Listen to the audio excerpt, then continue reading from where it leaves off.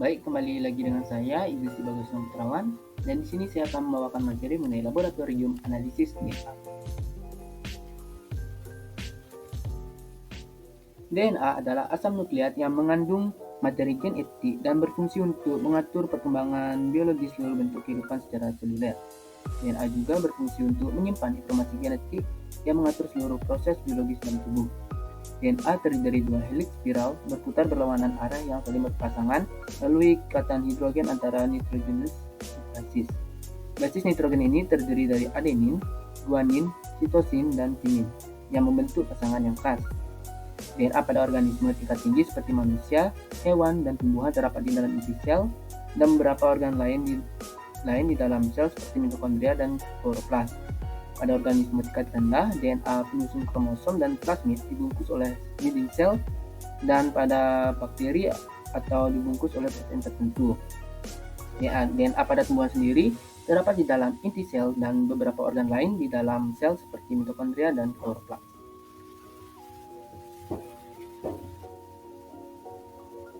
Ada pula beberapa teknik analisis DNA, yaitu yang ada isolasi DNA, yang dimana molekul DNA dalam suatu sel dapat diekstraksi atau diisolasi untuk berbagai macam keperluan seperti amplifikasi dan analisis DNA melalui elektroforesis.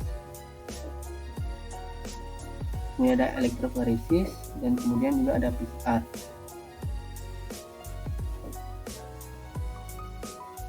Yang pertama itu ada isolasi DNA tanaman, yang dimana perbedaan mendasar isolasi DNA pada tanaman adalah pada komponen yang dimiliki oleh dinding sel yang dimiliki dan adanya kandungan tertentu seperti fenol yang menjadi salah satu sumber kontaminan pada DNA yang diisolasi.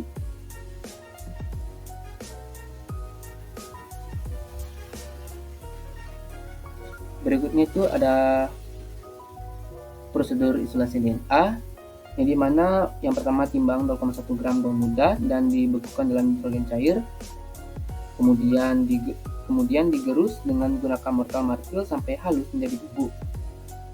Kemudian ditambahkan 700 mikroliter buffer ekstra dan pindahkan ke dalam tabung Eppendorf 1,5 ml, kemudian di vortex. Kemudian diinkubasi dalam water bath bersuhu 65 derajat Celcius selama 30 menit dan sentrifugasi dengan kecepatan 13.000 rpm pada suhu 4 derajat Celcius selama 10 menit.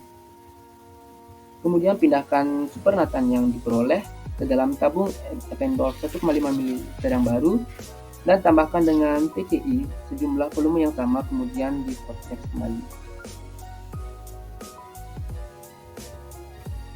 Berikutnya, sentrifugasi dengan kecepatan 13.000 rpm kembali pada suhu 4 derajat Celcius selama 5 menit.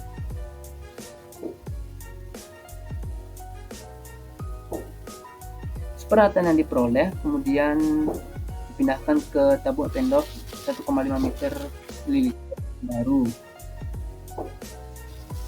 Kemudian ditambahkan dengan amonium asetat sebesar 7,5 mili atau 0,1 volume dan dicampur. Kemudian inkubasi pada suhu minus 20 derajat Celcius selama 1-3 jam. Sentrifugasi dengan 13.000 rpm selama 15 menit pada suhu 4 derajat Celcius. Kemudian supernatan dibuang, kemudian pellet ditambah etanol 70% sebanyak 500 mikroliter dan dihomogenkan. Setelah sentrifugasi, supernatan dibuang, pellet dikeringkan dalam inkubator dengan suhu 55 derajat Celcius. Kemudian DNA yang berupa pellet dilarutkan dalam 50 mikroliter buffer dengan pH 7,6, larutkan dicampur di suhu ruang sampai terlarut.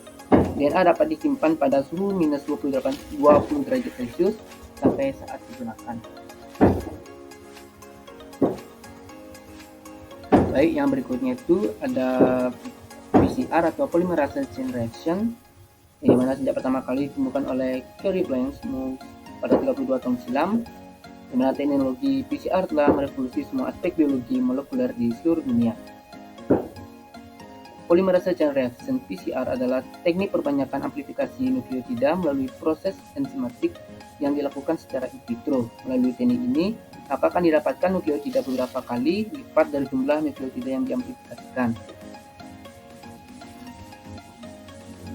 Ada beberapa komponen bahannya, yaitu ada senyawa buffer, kemudian ada DNA cetakan, kemudian ada oligonukleotida primer, kemudian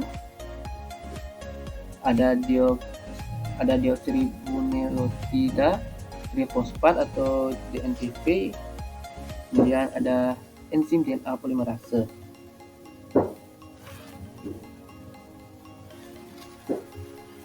Adapun tahapan PCR, yang pertama yaitu ada proses denaturasi, yang mana di dalam proses PCR, denaturasi adalah awal dilakukan sebelum enzim polimerase ditambahkan ke dalam tabung reaksi. Denaturasi DNA merupakan proses pembukaan DNA untai ganda menjadi DNA untai tunggal, yang dimana ini biasanya berlangsung sekitar 3 menit. Aktivitas enzim polimerase punya waktu paruh lebih dari 2 jam 40 menit, 5 menit masing-masing pada suhu 94 sampai 95 derajat Celcius sesuai kebutuhan. Kemudian ada proses annealing atau penempelan primer, di mana kriteria yang umum digunakan untuk merancang primer yang baik adalah bahwa primer sebaiknya berukuran 18-25 basa, mengandung 50-60% guanin dan sitosin, dan untuk kedua primer tersebut sebaiknya sama. Waktu annealing yang biasa digunakan dalam PCR adalah 30-40 detik.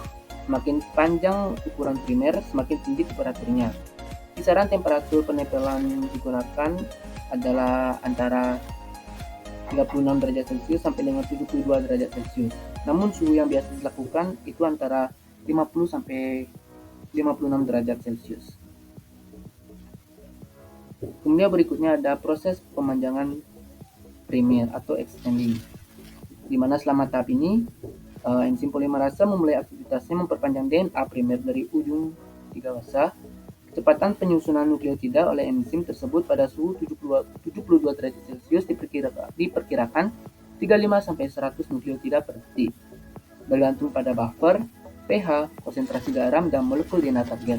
Dengan demikian, untuk produk PCR dengan panjang 2000 pasang basa, waktu 1 menit sudah lebih dari cukup untuk tahap perpanjangan primer ini.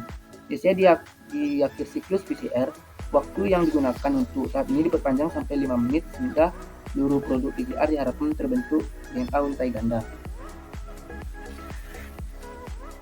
Yang berikutnya ada elektroforesis.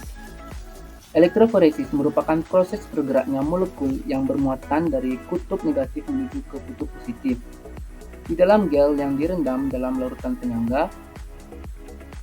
Kemudian ada juga macam-macam zat kimia yang dapat digunakan sebagai gel di dalam proses elektroforesis.